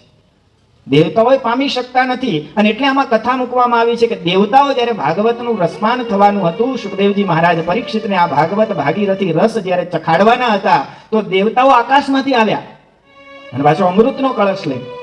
અને અમૃતનો કળશ લઈને દેવતાઓ જ્યારે આવ્યા અને આવીને સીધો જ સુખદેવજી મહારાજ આગળ એ કળશને ધરી દીધો, અને દેવતાઓએ હાથ જોડીને કીધું કે આ કળશ તમે લઈ લો. સુખદેવજી મહારાજ કે શું છે આ? કે અમૃત. આ જગતની અંદર લોકો જેને ઈચ્છે છે અમૃત છે. તો કે શું કામ અમૃત? એ કે અમે તમને અમૃત આપીએ છીએ, તમે અમને છે ને આ કથા આપો, તમે અમને આ કથા આપો. અને પરીક્ષિત જે કથા સાંભળવા માટે બેઠો છે ને એને તો ભાઈ મૃત્યુનો ભય લાગ્યો છે ને એટલે કથામાં બેઠો. એને તમે અમૃત પીવડાવી દેશો ને એટલે એને કાંઈ વાંધો જ નથી. એ પાછો ચક્રવર્તી સમ્રાટ બની જશે અને રાજ્ય કરવા મળશે. આ કથા અમને આપો. ત્યારે શ્રીમદ ભાગવતની અંદર વ્યાસજી લખે છે કે અભક્તાંશ્ચ, દેવતાઓ કેવા હતા? અભક્તાંશ્ચ કહેવામાં આવ્યું છે. કથાના અધિકારી જ નહોતા, હૃદયની અંદર ભક્તપણું જ નહોતું, હૃદયમાં મુમુક્ષુતા જ નહોતી, હૃદયમાં ખપ જ નહોતો. એટલે સુખદેવજી મહારાજે દેવતાઓને કીધું ક્વ સુધા ક્વ કથા લોકે ક્વ કાચ ક્વ મણિર મહાન બ્રહ્મરાતો વિચાર્યેવમ તદા દેવાન જહાસઃ. એને કહી દીધું કે તમે આ કથાના અધિકારી નથી. ક્યાં તમારું આ અમૃત, આ કળશનું લઈને આવ્યા છે ને અમૃત લઈને, ક્યાં તમારું અમૃત ને ક્યાં કથા? ક્વ સુધા ક્વ કથા લોકે ક્વ કાચ ક્વ મણિર મહાન. તમારું અમૃત કાચના ટુકડા જેવું. કેવું છે? કાચના ટુકડા જેવું છે. અને આ ભગવાનની કથા એ તો અમૃત તુલ્ય છે, ચિંતામણી તુલ્ય છે. ભગવાન સ્વામિનારાયણના વચન યાદ કરો, વચનામૃત છે પ્રથમનું 14મું, જે આપણને આ સંત સમાગમ મળ્યો છે એ તો ચિંતામણી તુલ્ય છે. ચિંતામણી તુલ્ય સમાગમ આપણને મળ્યો છે. એ વાત કરવામાં આવી કે આ કથા ચિંતામણી જેવી છે. અને સુખદેવજી મહારાજે દેવતાઓનો ઉપહાસ કર્યો. તદા દેવાન જહાસઃ. જહાસ એટલે કાઢી મૂકવા. આપણે આમ ગામઠી ભાષામાં કેવું હોય ને તો કાઢી મૂકી હાલતા થાવ. અને એક ભાવ એવો પણ કહેવામાં આવે છે કે જ્યારે અમૃત આપવામાં આવ્યું અને એના બદલામાં જ્યારે કથા માંગવામાં આવી ત્યારે સુખદેવજીએ ઉપહાસ કર્યો છે કે આ ભગવાનની કથા છે, આમાં ક્યારેય સોદાબાજી હોય નહીં કે એક હાથથી દેવાનું ને બીજા હાથથી લેવાનું. કથાની સોદાબાજી ક્યારેય હોતી નથી. એ ભાવથી સુખદેવજી મહારાજે દેવતાઓને હાંકી કાઢ્યા છે. અને એટલા માટે ભાગવતની અંદર વ્યાસજીએ લખ્યું કે વિપ્રેર ભાગવતી વાર્તામ ગેહે ગેહે જને જને. શું લખવામાં આવ્યું? વ્યાસજી પોતે લખ્યું છે કે ભવિષ્યમાં તો આ ભાગવતની કથા ગેહે ગેહે ઘરે ઘરે થશે. અને અત્યારે આપણે અનુભવ કરીએ છીએ, જ્યાં જુઓ ત્યાં ગામો ગામ. મેં તમને ગઈકાલે વાત કરી હતી કે ભાગવતની પ્રસિદ્ધિ એવી છે કે ગેહે ગેહે ઘરે ઘરે આ કથાઓ થશે. અને વ્યાસજીએ તો ત્યાં સુધી લખ્યું ખાલી ઘરે ઘરે નહીં, આ ભાગવતની કથા જને જને, માણસ માણસ સુધી આ ભાગવતની કથા પહોંચશે. વિપ્રેર ભાગવતી વાર્તામ ગેહે ગેહે જને જને કારિતા કણ લોભેન કથા સારસ તતો ગતઃ. પણ વ્યાસજી શું લખે છે? પણ ઘર ઘર સુધી આ કથા પહોંચશે, માણસ માણસ સુધી આ કથા પહોંચશે, પણ કથાનો સાર જતો રહેશે. શું કામ? કારિતા કણ લોભેન કથા સારસ તતો ગતઃ. કથા પહોંચશે, પ્રસિદ્ધિને પામશે આ શાસ્ત્ર, પણ કારિકા કણ લોભેન, એક કણના લોભ માટે જ્યારે કથા કરવામાં આવશે, કંઈક પ્રાપ્તિ માટે આ કથા કરવામાં આવશે, લોભ વૃત્તિ રાખીને જ્યારે આ કથા કરવામાં આવશે ત્યારે કથા સારસ તતો ગતઃ. કથા થશે પણ કથાનો સાર જતો રહેશે. અને એટલે જ આજે જગતની અંદર આ જ કથા કરવામાં આવે છે કે જે કથા પરીક્ષિતે સાંભળી એને મોક્ષ થયો. આજે જગત આખું સાંભળે છે પણ મોક્ષની પ્રતીતિ ક્યાં છે? કારિતા કણ લોભેન કથા સારસ તતો ગતઃ. એટલા માટે સુખદેવજી મહારાજે કીધું કે આ કથાનો રસ એવો છે, અમૃત તુલ્ય છે. અમૃત પીવાથી ખાલી અમર થવાશે, લાંબુ જીવન મળશે, પણ એકવાર તમે આ કથાનો રસ ચાખી લેશો ને તમે પોતે કાયમ માટે અમર થઈ જશો. એવો આ કથાનો રસ છે. અને એટલા માટે લખવામાં આવ્યું છે राम रस ऐसो है मेरे भाई, राम रस ऐसो है मेरे भाई, जो कोई पीवे अमर हो जाए, जो कोई पीवे अमर हो जाए। राम रस ऐसो है मेरे भाई, राम रस ऐसो है मेरे भाई, जो कोई पीवे अमर हो जाए, जो कोई पीवे अमर हो जाए।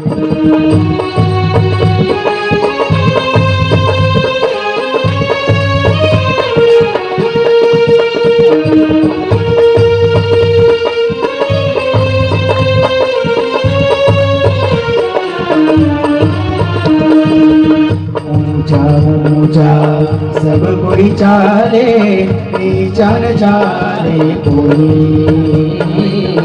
ऊंचा ऊंचा सब कोई चाले, नीचा न चाले कोई।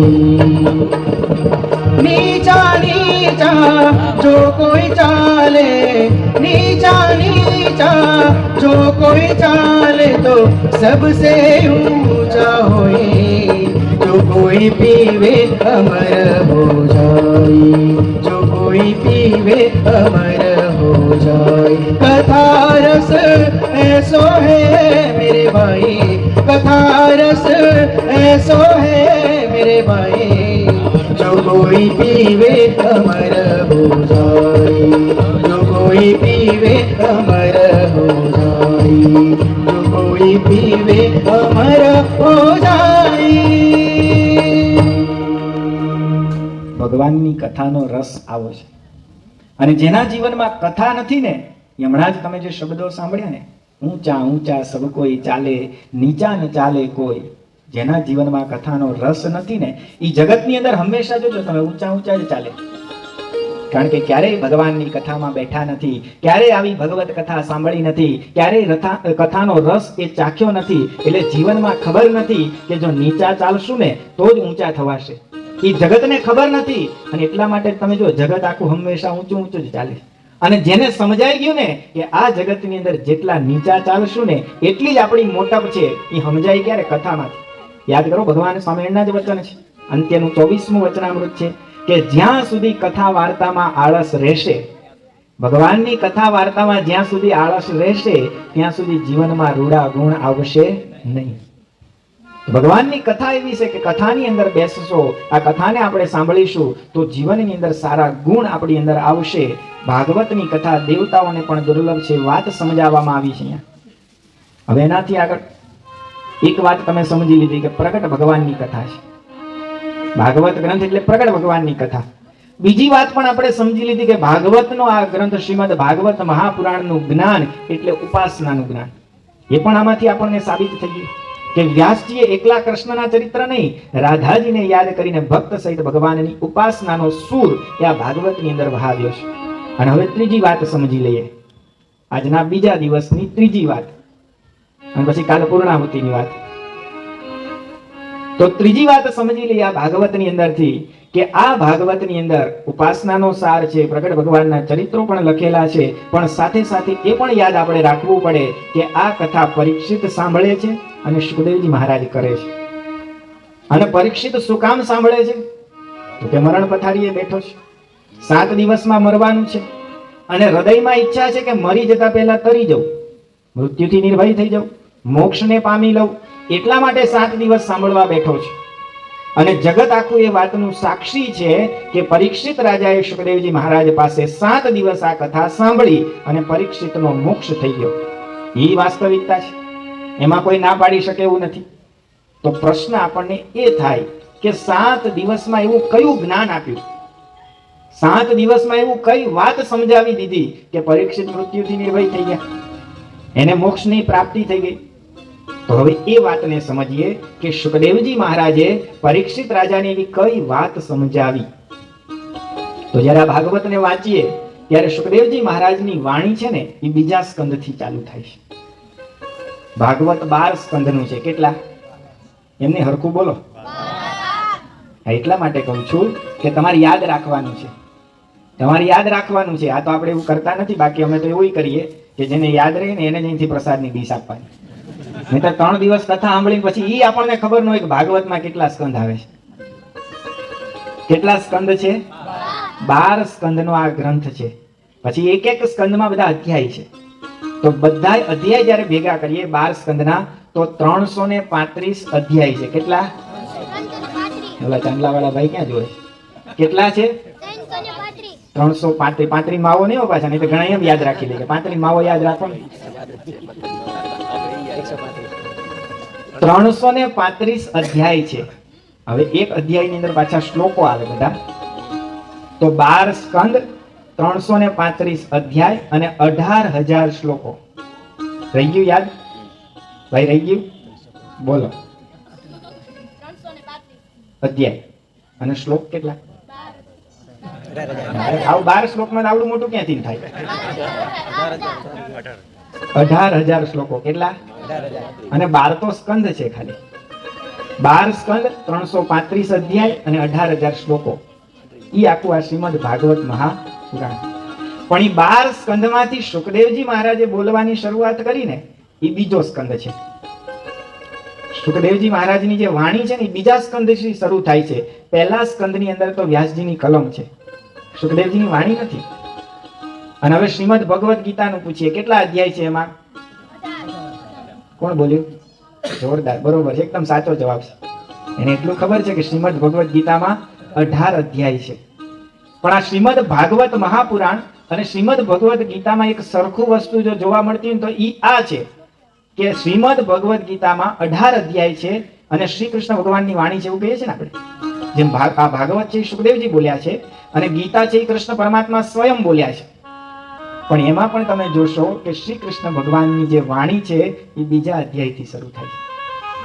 પહેલો જે અધ્યાય છે ને એમાં તો અર્જુન બોલે છે કે મારો રથ વચ્ચે લઈ જાઓ, રથમ સ્થાપયે મે અચ્યુત, કે બે સેનાની વચ્ચે, સેનયોર ભયોર મધ્યે રથમ સ્થાપયેત મે અચ્યુત. આ પહેલા અધ્યાયનો શ્લોક છે કે બે સેનાની વચ્ચે મારો રથ લઈ જાઓ, અર્જુન બોલે છે. અને જેવો રથ લઈ ગયા સામે શું જોયું? એ કે આ તો મામા ને કાકા ને ભત્રીજા ને ભાઈ ને એવા જ છે બધા. તો પછી અર્જુન બોલવા માંડ્યો કે આ બધાને જોઉં છું ને તમારું ગાંડી સરી પડે છે, મને તો પરસેવો ઓલવા માંડ્યો, મને તો ગભરામણ થાય છે ને ચક્કર જેવું લાગે છે ને, તો પડી ગયો આમ રથની પાછળ. આ પહેલા અધ્યાયની અંદર છે બધું અર્જુન બોલે છે.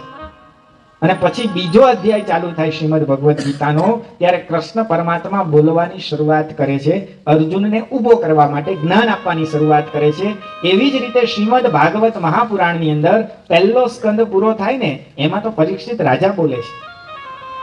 અને પહેલા જ સ્કંદના અંત ભાગની અંદર, છેલ્લા ભાગની અંદર 2-3 શ્લોક બાકી રહે છે, એની પહેલા પરીક્ષિત પૂછે છે કે અતઃ પૃચ્છામિ સંસિદ્ધમ યોગીનામ પરમમ ગુરુમ, કે હું હવે તમને પૂછું છું યોગીનામ પરમમ ગુરુમ, કે મરણ પથારી લે બેઠેલા માણસે શું કરવું જોઈએ. અને ત્યાં પછી પૂરો કરવામાં આવે છે પ્રથમ સ્કંદ. અને જ્યારે બીજા સ્કંદની શરૂઆત થાય છે ત્યારે સુખદેવજી મહારાજ જ્ઞાન આપવાની શરૂઆત કરે છે કે મરણ પથારીએ બેઠેલા માણસે શું કરવું જોઈએ. એ જે જ્ઞાન આપ્યું ને એ જ ભાગવતનો સાર છે. અને એ જ્ઞાનને સમજાવવા માટે જ આગળ પછી ત્રીજો સ્કંદ ને ચોથો સ્કંદ ને 5મો ને 6મો ને 7મો ને 8મો 9મો ને 10મો ને 11મો 12 સ્કંદની કથા કરવામાં આવી છે. કારણ કે સમય જાજો હતો ને 7 દિવસનો, એટલે એકની એક વાત, એકનું એક જ્ઞાન સમજાવવા માટે આ કથા કરવામાં આવી છે. જેમ તમને બધું સમજાવવા માટે કેટલા દિવસ નક્કી કર્યા? 3. બાકી સમજવાનું તો એટલું જ છે, અક્ષરમ અહમ પુરુષોત્તમ દાસોસ્મિ, એમાં પૂરું થઈ ગયું. પણ એ સમજાવવા માટે ફરતા ફરતા ફરતા એમાં પાછું આપણે ભાગવતને સિલેક્ટ કર્યું કે ભાગવતના આધારે સમજીએ. અને પાછું 3 દિવસ રાખ્યા, કે એક દિવસમાં તો નહીં સમજાય કે બધાને, એટલે 3 દિવસ રાખ્યા આપણે. એમાં આજે બીજો દિવસ તો પૂરો થવામાં છે.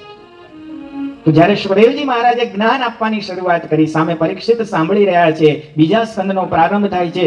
પહેલો જ શ્લોક સુખદેવજી મહારાજ બોલ્યા કે હે પરીક્ષિત રાજન, તે જે આ પ્રશ્ન પૂછ્યો છે એ જગત હિત માટેનો પ્રશ્ન છે, તારા એકલાનો નથી, આખા જગતનું કલ્યાણ થાય ને એવો પ્રશ્ન પૂછ્યો છે. શું કામ આખા જગતનું?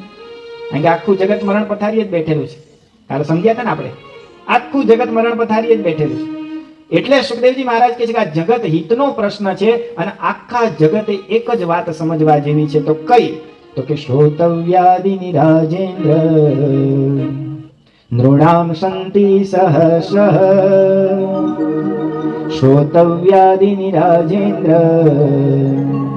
નૃણામ સંતિ સહસ્ર, અપશ્યતામ આત્મતત્વમ તુ ગૃહેશુ ગૃહમેધિનામ.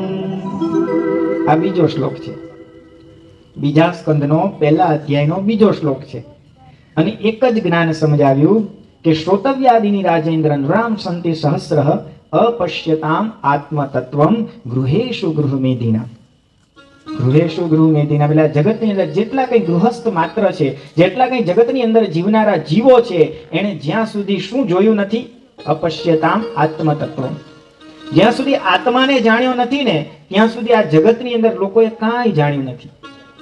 ભલે આપણને એમ લાગતું હોય કે હું બહુ જાણું છું બધું, મને એ ખબર છે કે હમણાં રિઝલ્ટ આવવાનું છે, પરિણામ આવવાનું છે, 7 તારીખને એમાં કોણ આવશે ને એ મને ખબર છે, એ હું જાણું છું. એ જગતનું આપણે ઘણું બધું જાણતા હોઈએ, પણ અહીંયા સુખદેવજી મહારાજ કહે છે કે અપશ્યતામ આત્મતત્વમ, કે જ્યાં સુધી જેને આત્માને જાણ્યો નથી, જેને પોતાના આત્માને જોયો નથી, એ જગતમાં કાંઈ જાણતો નથી. અને એનું જીવન કેવી રીતે પસાર થાય છે? તો નિદ્રયા હિયતે નક્તમ. આ ત્રીજો શ્લોક છે. એનું જીવન કેવી રીતે પસાર થાય છે? તો એનો દિવસ છે એ હરવા ફરવામાં પસાર થાય છે, એની રાત્રિ છે એ સુવામાં પસાર થાય છે, અને છેલ્લે લખવામાં આવ્યું કે કુટુંબ ભરણે નવા, કે દિવસ જે હરવા ફરવામાં પસાર થાય છે એ માણસ દિવસની અંદર હરે છે ફરે છે શું કામ? તો કે કુટુંબનું ભરણ પોષણ કરવા.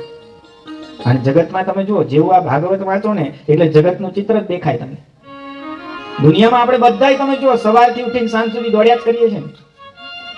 કોક નોકરી ઉપર, કોક ધંધા ઉપર, કોક ખેતરમાં, કે કોક બીજા કામમાં, વિદ્યાર્થી હોય તો સ્કૂલમાં થેલો લઈને દોડવાનું જ હવારે.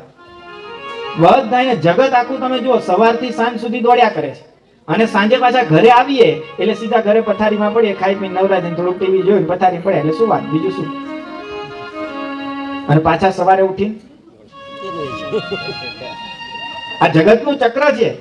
અને એમાં મજાની વાત શું છે, તમે જુઓ પથારીમાં તમે સુવો ને, સવારથી સાંજ સુધીના તમે થાકી ગયા હોય, અને પછી રાત્રે જ્યારે પથારીમાં સુવા માટે જાઓ અને પથારીમાં તમે સુવો અને દિવસભરની પ્રવૃત્તિ કરી હોય, થાક લાગ્યો હોય, એટલે તમારી આંખો જ્યારે બંધ થઈ જાય, તમને ઊંઘ આવી જાય અને તમે આમ સુષુપ્તિ અવસ્થાની અંદર જતા રહ્યો, પછી આંખ બંધ થઈ ગયા પછી છે ને, કોઈને ખબર હોય મારી પાસે કેટલી જમીન છે? કદાચ તમે પલંગ ઉપર સુતા હોય ને, આમ મોટો બેડ હોય ને, મોટું આમ જાડું ગાદલું હોય ને, પોચું સરસ મજાનું એસી ચાલુ હોય, પણ એકવાર આંખ બંધ થઈ જાય પછી આપણને એ ખબર નથી હોતી કે ઉપર સૂતો છું કે નીચે સૂતો છું. ખબર હોય છે એસી ચાલુ છે કે બંધ છે એ પછી ખબર નથી હોતી, આંખ બંધ થઈ ગયા પછી. ગાઢ નિદ્રાની અંદર તમે જાઓ, સુષુપ્તિમાં જાઓ, પછી તમને એ ખબર નથી હોતી બેંકમાં કેટલું બેલેન્સ છે, એ કાંઈ ખબર નથી હોતી. એક વખત આંખ બંધ થઈ એટલે પૂરું. અને ઘણા તો છે ને આંખ બંધ થાય ત્યારે સુતા હોય ઉપર ને, સવાર ખુલે ને ત્યારે નીચે હોય પાછા. ઘણા એવું થાય છે પાછું. હવે ભાવનગર ની અંદર એક ભાઈ મુંબઈ થી છે આવવાના હતા ભાવનગર, અને સવાર પહોંચી ગયા ભાવનગર પાછા, અને પહોંચી ગયા પછી આવીને સીધા શું કે કઈક આયોડેક્સ કે કઈક એવું કઈ આપજો ને કે બાંગી. પણ થયું શું? એ કે થયું કાંઈ નથી. રાત્રે એ કે સૂતો પેલા ટ્રેનના કમ્પાર્ટમેન્ટ ઉપર વારો હતો મારો, સૂતો ઉપર, અને સવાર થવા આવીને ત્યાં નીચે આવી ગયો. તો એટલે કે થોડોક આ મૂંઢ માર વાગ્યો. ઘણા સૂતા હોય ઉપર પણ હવારમાં નીચે આવી જાય. પણ મારે તમને એટલું જ સમજાવવું છે કે જગતની અંદર એકવાર આપણી આંખ બંધ થાય છે રાત્રિના સમયે, સાંજે આપણે થાકીએ, અને અત્યારે તમે હમણાં પૂરું કરીશ ને એટલે આંખ બંધ કરવાનો, પણ અત્યારે કોઈ કરતા નહીં હો. અને સારું એટલું છે કોઈ કરતા નથી, આમ નજર કરતો રહું છું બધે, કોઈની આંખ બંધ થતી નથી, સારું છે. પણ મજાની વાત આ છે કે દિવસની પ્રવૃત્તિ કરીને થાકીએ જેવી આંખ બંધ થાય, આપણને ખબર જ નથી હોતી કે પથારીમાં છે કે નીચે સુતા છે, કેટલી માલ મિલકત છે, આપણી પાસે કેટલું બેંક બેલેન્સ છે, કેટલી જમીન છે, કોણ સગાવાલા છે, કાંઈ ખબર હોતી નથી. પણ જગતની પાછી વિચિત્રતા જુઓ, જેવી સવારે આંખ ખુલે ને એટલે જગત આખું ચોંટે પાછું. જેવી આંખ ખુલે ને એટલે પાછું બધું યાદ આવે, અને પાછા સવારે ઉઠીને પાછા શું કરીએ આપણે? દોડવા માંડવા. જગત આખું દોડ્યા કરે છે. અને એટલે એક જણાએ લખ્યું પાછું કે આ જગતની અંદર માણસ છે ને દોડ્યા જ કરે છે, દોડ્યા જ કરે છે, દોડ્યા જ કરે છે, થાકતો જ નથી. બોલો, થાકી જઈએ આપણે? કોઈ નથી થાકતા. આ ખેડૂતો હોય ને, ખેતી કરે ને, આખી જિંદગી ખેતી કરે, અને પછી છોકરાઓ ખેતી કરે એવા થઈ જાય, નિવૃત્તિ લેવાનો સમય આવે, ભાત પીરસા જાય તોય પાછા થાકે નહીં. અને આપણે પૂછીએ ને હવે નિવૃત્તિ, કે આમ તો નિવૃત્ત છું, પણ કે વાડી આંટો મારવા જાઓ. એ આંટો મારવા શું કામ જાય? હજી થાક્યા નથી, થાક્યા હજી. એમ જગત આખું તમે જો ઉઠીને દોડ્યા કરે, થાકતું જ નથી, થાકતું જ નથી. આણે એક એવી સરસ વાત લખી કે માણસ થાકતો નથી દોડવામાં, પણ જ્યારે થાકી જાય છે ને ત્યારે એને સળગાઈ દેવો પડે. સમજાણ? ઘણા ઘરે જઈને સમજાય કે જ્યારે માણસ થાકી જાય છે ત્યારે એને સળગાઈ દેવો પડે, બાકી માણસ થાકતો નથી. તો અહીંયા સુખદેવજી મહારાજ એ વાત સમજાવવા માંગે છે કે આ જગતની અંદર જ્યાં સુધી જેણે આત્માને જોયો નથી ને ત્યાં સુધી માણસ ક્યારેય થાકવાનો, એ આ જગતની અંદર દોડ્યા જ કરશે, પાછો વળશે નહીં. તો પહેલું જ્ઞાન અહીંયા આપવામાં આવ્યું કે આત્માને ઓળખજો. આત્મજ્ઞાનની વાતો કરવામાં આવી, અને એ જ જ્ઞાન પાછું સળંગ ચાલે છે. બીજો સ્કંદ પૂરો થયો, ત્રીજા સ્કંદની શરૂઆત થઈ, અને ત્રીજા સ્કંદની અંદર સૃષ્ટિની ઉત્પત્તિ જે થઈ, જે ભગવાનના નાભી કમળમાંથી બ્રહ્માજી સ્વયં પ્રગટ થયા અને બ્રહ્મામાંથી આખી સૃષ્ટિ ઉત્પન્ન થઈ, એ આખો ક્રમ આ શ્રીમદ ભાગવત મહાપુરાણની અંદર તૃતીય સ્કંદમાં બતાવવામાં આવ્યો છે. અને તૃતીય સ્કંદની અંદર એ દેવહૂતિ માતા અને કપિલદેવ ભગવાનની વાત આવે છે.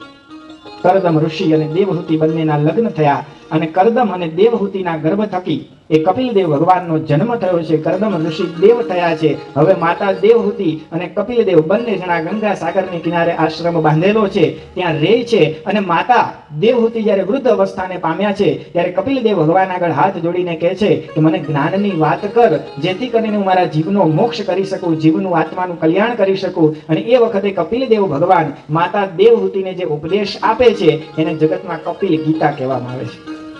એને શું કહેવામાં આવે છે? કપિલ ગીતા. યા ભાગવતની અંદર છે.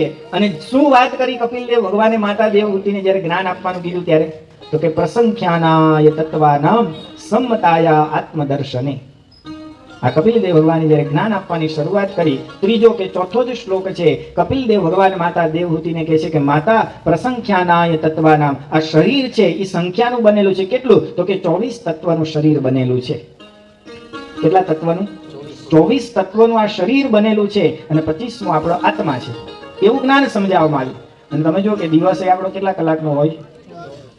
24 કલાક આપણને આપે. દિવસ રાત ભેગા કરો એટલે 24 કલાક. અને જગતમાં એવું કહેવાય છે કે ભગવાન આગળ તમારે 2 જ ડગલા ચાલવાના.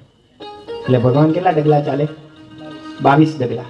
તમે 2 ચાલો ત્યારે ભગવાન 22 ડગલા ચાલે એવી ગણતરી બતાવવામાં આવી. શું કામ? 22 ને 2 કેટલા થાય? પૂરું થઈ જાય. ભગવાન આગળ તમે 2 ડગલા ચાલો એટલે ભગવાન 22 ડગલા ચાલે, 24 તમારું પૂરું થઈ જાય. એટલે પૂરું થઈ જાય એટલે જીવનું કલ્યાણ થઈ જાય. તો કપિલદેવ ભગવાને પણ જ્યારે માતા દેવહૂતિને જ્ઞાન આપ્યું ત્યારે આ જ વાત કરી, પ્રસંખ્યાનાય સંખ્યાનામ સંમતાય આત્મદર્શને. માતા તું આત્માનું દર્શન કરી લે એટલે તારું કલ્યાણ. ત્યારે માતા દેવહૂતિ એવું કહે છે હાથ જોડી કે આ આત્મજ્ઞાન મારે સિદ્ધ કરવું છે, પણ મારો સ્ત્રીનો દેહ છે, અબળાનો દેહ છે, કેવી રીતે આત્મજ્ઞાનને સિદ્ધ કરવું? ત્યારે કપિલદેવ ભગવાને કીધું કે માતા ભલે તમારો સ્ત્રીનો દેહ છે અને આ જગતની અંદર સ્ત્રીનો દેહ હોય કે પુરુષનો દેહ હોય, કપિલદેવ ભગવાન કહે છે કે જો આત્મજ્ઞાન સિદ્ધ કરવું હોય, મોક્ષનું દ્વાર ઉઘાડું કરવું હોય તો આ ત્રીજા સ્કંદની અંદર કપિલદેવ ભગવાને માતા દેવહૂતિને સમજાવતા કીધું કે પ્રસંગમ મજરમ પાશમ આત્મનઃ કવયો વિદુઃ સ એવ સાધુ સુકૃતો મોક્ષ દ્વારમ અપાવૃતમ. આ ત્રીજા સ્કંદનો શ્લોક છે જે આખા ભાગવતનો સાર છે, જેને ભગવાન સ્વામિનારાયણ પ્રથમના 54મા વચનામૃતની અંદર સ્થાન આપ્યું છે કે સ એવ સાધુષુ કૃતો મોક્ષ દ્વારમ અપાવૃતમ.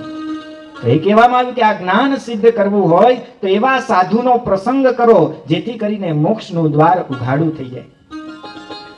તો આખા ભાગવતને જ્યારે સમજશો અને આખા ભાગવતનો સાર પકડવા જશો તો સાર એટલો જ આવે છે. પ્રગટ ભગવાનનો ગ્રંથ છે, ઉપાસનાનો સાર સમજાવતો ગ્રંથ છે. અને જે કઈ જ્ઞાનની વાતો, આત્માનું જ્ઞાન કે પરમાત્માના જ્ઞાનની વાતો કરવામાં આવી છે, એ જ્ઞાન છે એ આવા સાચા સંતથી આપણને સિદ્ધ થાય છે. એટલા માટે કીધું કે સ એવ સાધુ સુકૃતો મોક્ષ દ્વારમ ઉપાવૃતમ. અને જ્યાં સુધી એવા સાચા સંત મળતા નથી ત્યાં સુધી જગતની અંદર જ્ઞાનની વાતો ગમે તેટલી કરો પણ જ્ઞાનની પ્રાપ્તિ થતી. ખાલી વાતો થાય અને જગત આખામાં વાતો થાય છે જ્ઞાનની. તમે જુઓ કથાઓ કેટલી બધી ચાલે છે જ્ઞાનની વાતો, અને હવે તો યુટ્યુબમાં લાઈવ ચાલ્યા જ કરે જ્ઞાનની વાતો. પણ જ્યાં સુધી સાચા સંત મળતા નથી ત્યાં સુધી જ્ઞાન ખાલી વાતોની અંદર રહે છે, જ્ઞાન જીવનમાં આવતું નથી. અને જ્યાં સુધી જ્ઞાન જીવનમાં આવતું નથી ત્યાં સુધી મોક્ષ થતો નથી. અને એટલા માટે દેવાનંદ સ્વામીએ લખ્યું કે ભજી લે ભગવાન સાચા, ભજી લે ભગવાન સાચા સંતને મળી, ભજી લે ભગવાન સાચા સંતને મળી, ભજી લે ભગવાન સાચા સંતને મળી, ભજી લે ભગવાન સાચા સંતને મળી. સંતને મળી રે સાચા સંતને મળી, સંતને મળી રે સાચા સંતને મળી, ભજી લે ભગવાન સાચા સંતને મળી, ભજી લે ભગવાન સાચા સંતને મળી. વચનમાં વિશ્વાસ રાખી ભજનમાં ભળી, વચનમાં વિશ્વાસ રાખી ભજનમાં ભળી. પૂર્વ કીરા પાપ તારા તો જશે બળી, પૂર્વ કીરા પાપ તારા તો જશે બળી, ભજી લે ભગવાન સાચા સંતને મળી, ભજી લે ભગવાન સાચા સંતને મળી. અને આપણે જ્યારે ભાગવતને સાંભળીએ, ભાગવતને વાંચીએ, આવા શ્લોક સાંભળીએ અને એમાંય પાછું જ્યારે આવું ભજન સાંભળીએ કે ભજી લે ભગવાન સાચા સંતને મળી, પૂર્વ કેરા પાપ તારા તો જાશે બળી, ત્યારે અંતરની અંદર આનંદ થાય કે એવા સાચા સંત આપણને પ્રમુખ સ્વામી મહારાજ અને મહંત સ્વામી મહારાજ મળી ગયા છે. એટલે ભજનનો આનંદ જુદો છે. બસ આટલી વાત સમજી લેશો કે જગતમાં જ્ઞાનની વાતો છે, અને જેને આવા સાચા સંત પ્રમુખ સ્વામી મહારાજ અને મહંત સ્વામી મહારાજ મળી ગયા, ત્યાં જ્ઞાનની વાતો નથી, ત્યાં જ્ઞાન ચરિતાર્થ છે, જ્ઞાન એ આચરણની અંદર છે, અને મોક્ષની વાતો એ ખાલી અધરતાલની વાતો નથી, મોક્ષની પ્રતીતિ એક એકના હૃદયની અંદર છે. આટલી વાત સમજાઈ જાય એટલે બીજા દિવસની કથાનો વિરામ. શ્રી સ્વામિનારાયણ ભગવાનની જય. જય જય રાધા રમણ હરિ બોલ, જય જય રાધા રમણ હરિ બોલ, જય જય રાધા રમણ હરિ બોલ, જય જય રાધા રમણ હરિ બોલ, જય જય રાધા રમણ હરિ બોલ, જય જય રાધા રમણ હરિ બોલ, જય જય રાધા રમણ હરિ બોલ, જય જય રાધા રમણ હરિ બોલ. જય જય સ્વામિનારાયણ બોલ, જય જય સ્વામિનારાયણ બોલ, જય જય સ્વામિનારાયણ બોલ, જય જય સ્વામિનારાયણ બોલ, જય જય સ્વામિનારાયણ બોલ, જય જય સ્વામિનારાયણ બોલ, જય સ્વામિનારાયણ બોલ, જય જય સ્વામિનારાયણ. પ્રસાર શૈલીની અંદર ભગવાન સર્વ કરતા ત્રણ પ્રકારના દુઃખોને હરનારા ભગવાન પોતે જ છે, અને ભક્તે સહિત ભગવાનની ઉપાસનાનો સાર પ્રગટનો મહિમા ગાવાથી જ શાંતિ મળે છે, અને આત્મજ્ઞાનથી જ કલ્યાણ થાય છે, અને આ જ્ઞાન સાચા સંત થકી જ સિદ્ધ થાય છે. તે અંગેની દ્વિતીય દિને ખૂબ સરસ પ્રસાર શૈલીમાં બાબુભાઈ વઘાસિયા, પરમ ભગવદીય શ્રી બાબુભાઈ સોડિયા, પરમ ભગવદીય શ્રી નંદલાલભાઈ કાપડિયા, પરમ ભગવદીય શ્રી અશોકભાઈ ભાલોડી, પરમ ભગવદીય શ્રી હાર્દિકભાઈ ચાવડા, પરમ ભગવદીય શ્રી મંજીભાઈ ગઢિયા, પરમ ભગવદીય શ્રી નિલેશભાઈ મકવાણા, પરમ ભગવદીય શ્રી હિતેશભાઈ પારખિયા, પરમ ભગવદીય શ્રી યોગેશભાઈ મકાણી, પરમ ભગવદીય શ્રી ભરતભાઈ ઓરા, પરમ ભગવદીય શ્રી ધીરુભાઈ ભાલાડા, પરમ ભગવદીય શ્રી ભૂપતભાઈ લિંબાસિયા. દ્વિતીય દિનના યજમાનો આ પ્રમાણે છે, અને આવતીકાલે તૃતીય દિવસે પારાયણ પૂજન વિધિમાં બેસનાર યજમાનોની યાદી આ પ્રમાણે છે. તેઓ ખાસ 8:30 વાગ્યે આવતીકાલે પારાયણ સ્થળે પહોંચી જાય. શ્રી સુનિલભાઈ કોટડિયા, અશોકભાઈ લિંબાસિયા, વજુભાઈ કુંટ, કાંતિભાઈ કાલરિયા, અશ્વિનભાઈ ભુવા, ડોક્ટર ડોબરિયા સાહેબ, અરવિંદભાઈ ડોબરિયા તથા નાથાભાઈ કદબા. આવતીકાલે પારાયણનો તૃતીય દિવસ એટલે કે પારાયણનો અંતિમ દિવસ. આપણે સૌ સગા સ્નેહીઓને ખાસ જાણ કરીએ અને આપણી સાથે લાવીએ. બરાબર 8:30 વાગ્યે પારાયણ શરૂ થઈ જશે. સંતોને ધોતિયા ઓઢાડવાની છે. જગ્યાએ કચરો આપણે નાખેલો હતો, ફરીથી આજે રિપીટ ન થાય એનું આપણે તકેદારી રાખીશું કે કચરા પેટી રાખેલી છે એમાં જ કચરો નાખીશું. સભાના અંતમાં ધ્યેય મંત્ર અને પૂર્ણાવતી શ્લોક બોલીશું. ગુણાતીતમ ગુરુમ